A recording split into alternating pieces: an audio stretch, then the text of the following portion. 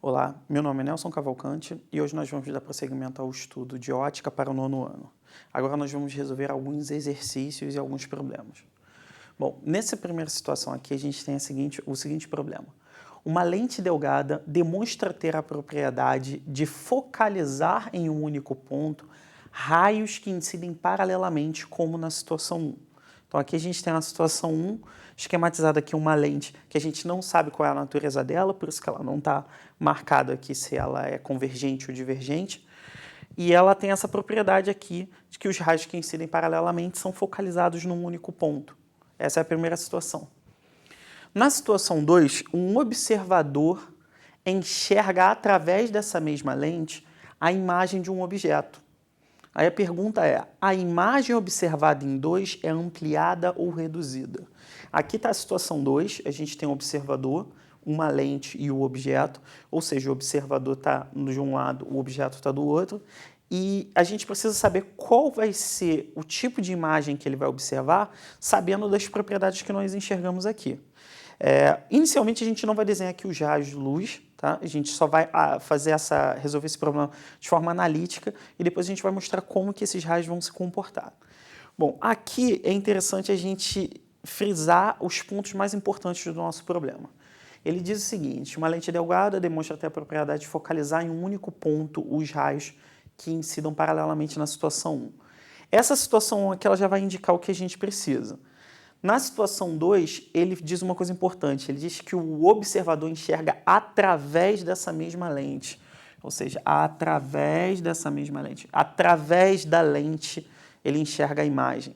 Isso é importante porque quando você tem essa informação que você enxerga através, isso quer dizer, através da lente, isso quer dizer que essa imagem ela é uma imagem virtual. Sempre que você vê através da lente, essa imagem é virtual. Análogo ao que acontecia com o espelho. Quando a gente vê a nossa imagem através do espelho, era uma imagem virtual, que, por exemplo, no espelho plano é o que a gente vê no dia a dia. A gente vê a nossa imagem através do espelho. Qual seria o contrário disso? A gente vê uma imagem projetada. No caso aqui da lente, se esse objeto fosse projetado aqui, então a gente ia ter uma imagem projetada, que seria uma outra situação. Nessa situação aqui, ele está dizendo que a imagem é vista através, ou seja, a gente já sabe que a imagem é virtual. Voltando aqui para a situação 1, a gente está vendo que os raios de luz estão convergindo para um ponto. Qual é a lente que tem a propriedade de, quando os raios de luz incidem paralelos sobre ela, eles, por refração, passando através da lente, eles convergem para um único ponto. Eles convergem para um único ponto aqui que a gente vai chamar do nosso ponto focal. Essa aqui é a nossa lente convergente, exatamente porque ela tem essa propriedade de convergir os raios. Ou seja, eu vou colocar aqui a representação de lente convergente, o que significa que essa lente aqui, ela é uma lente de borda fina dentro de um meio menos refringente do que o meio dela.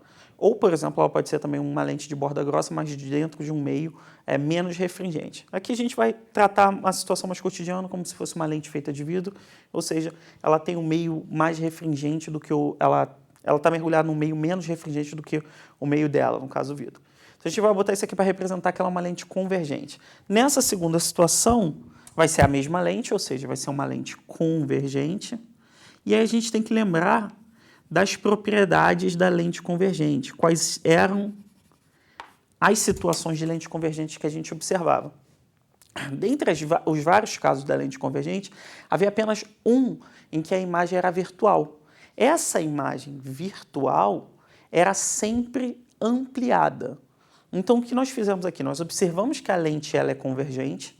Isso reduziu os casos que a gente tinha, mas ainda assim a lente convergente é a que tem mais casos, que são 5 casos. Porém, a gente sabe que o único caso da lente convergente que produz uma imagem virtual é o que ele produz uma imagem virtual ampliada. Então, essa imagem que ele vai observar é ampliada.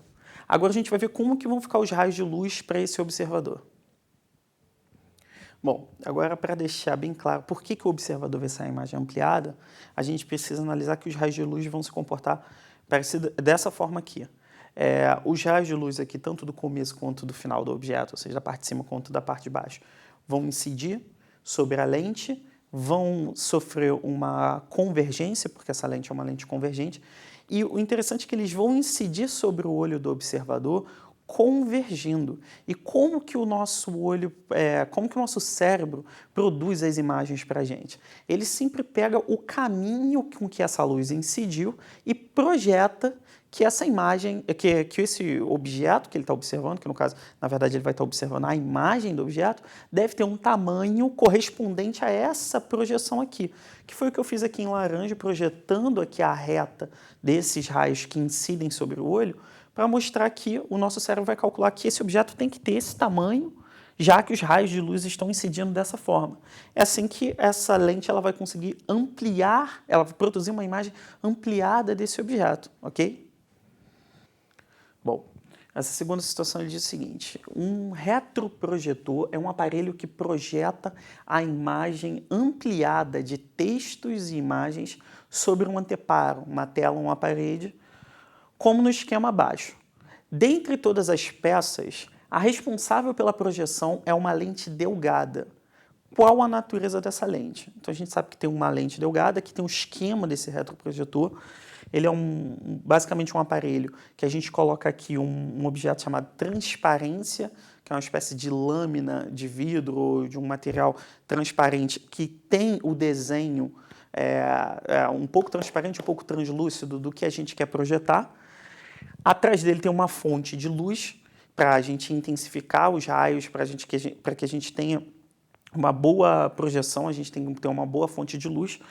Aqui, essa fonte de luz vai iluminar essa transparência, os raios vão passar sombreando o desenho, e essa lente vai ampliar esses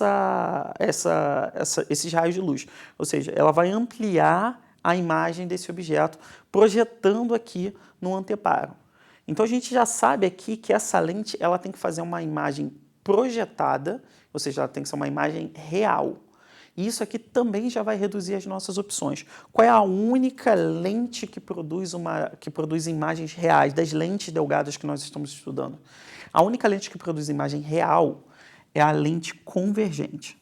Tá? A gente viu lá que tem vários casos da lente convergente e a única lente que produz um desses casos, três desses 5 casos, na verdade, são de imagens projetadas, ou seja, aqui tem que ser uma lente convergente para que ele consiga fazer essa projeção. Tá? Agora a gente vai colocar os raios para a gente ver por que acontece essa projeção. Bom, se a gente analisar aqui os raios, a gente percebe aqui que os raios saem da nossa transparência, né, passam por através da transparência. Devido às pequenas distâncias, eles incidem praticamente paralelos, ou com baixíssima inclinação em relação à lente. E o que acontece é que essa lente converge esses raios para um determinado ponto, que geralmente é o foco ou algo muito próximo do foco. E esses raios vão cruzar esse foco, né, e vão incidir sobre o anteparo, exatamente por causa das distâncias desse objeto aqui, em posições que delimitam aqui o tamanho da nossa imagem. O interessante é perceber que como o raio de cima incide embaixo e o raio que vem de baixo cruza aqui no foco e incide em cima, a nossa imagem, além dela ser real, ou seja, uma imagem projetada, ela é automaticamente invertida. Então a gente pode ver aqui que a gente vai projetar uma imagem invertida exatamente por causa do cruzamento, por causa desse cruzamento de raios, ok? Agora, nessa situação, ele diz o seguinte: o olho mágico é um dispositivo de segurança constituído por uma lente esférica que serve para que o observador do lado interno veja a imagem do lado de fora reduzida. Qual a natureza dessa lente? Bom, no caso, o olho mágico, ele é essa pequena lentezinha que tem na maioria das portas de casa ou de apartamento, que serve para você ver o lado de fora, ver quem está te visitando, e o interessante é que você não quer ser visto. Então, ele é um objeto bem pequeno, porém ele tem a capacidade de pegar uma grande área, geralmente do corredor, da varanda da pessoa, e reduzir toda essa imagem que tem uma dimensão bem grande, e reduzir isso num tamanho bem pequeno, tanto que você só colocando um olho ali, você consegue ter um campo visual muito grande. Bom, e ele quer saber aqui qual que deve ser a natureza desse tipo de lente para que eu lhe ofereça essa propriedade, que ele tenha essa propriedade. Aí a gente tem que pensar nos pontos importantes aqui. A gente já sabe que é uma lente delgada, a gente sabe que ele vai ver através da lente, isso já diz para a gente o quê? Que vai ser uma imagem virtual, porque se ele consegue, porque o observador consegue ver o lado de fora, ele tem que ver através da lente. Então isso vai ser uma imagem virtual. Ela não é uma imagem que é projetada, é uma imagem que ele vê através da lente, é uma imagem virtual.